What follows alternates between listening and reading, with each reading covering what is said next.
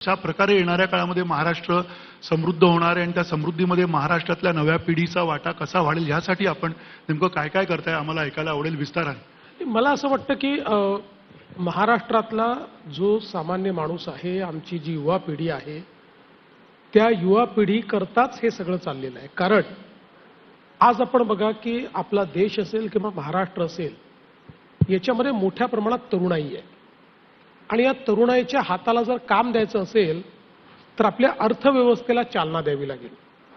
आपल्या अर्थव्यवस्थेतनं त्याच्याकरता रोजगाराची संधी निर्माण करावी लागेल आणि म्हणून या दृष्टीनं आपण 3-4 अप्रोचेस घेतले आहेत। आपला एक अप्रोच काय आहे? Infrastructure led growth. आता इन्फ्रास्ट्रक्चर लेड ग्रोथ हा एक अतिशय टाइम टेस्टेड अशा प्रकारचा अप्रोच आहे। आपण जर बघितलं असेल तर America, Europe, Korea, Japan, China या सगळ्यांची जो विकास झाला हा इन्फ्रास्ट्रक्चर लेड ग्रोथनी झाला।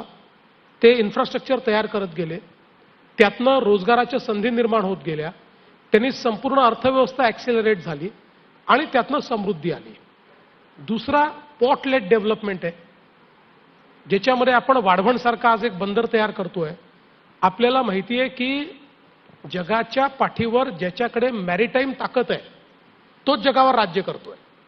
आजही कितीही तुमच्याकडे मोड्स ऑफ ट्रान्सपोर्ट आले तरी जगाचा सगळा व्यापार हा समुद्री मार्गाने चालतो आणि ज्याच्याकडे चांगले पोर्ट्स आहेत, ज्याच्याकडे मॅरिटाईम पॉवर आहे, तीच देश पुढे गेलेले आपल्याला पाहायला मिळतात, समृद्ध झालेले पाहायला मिळतात।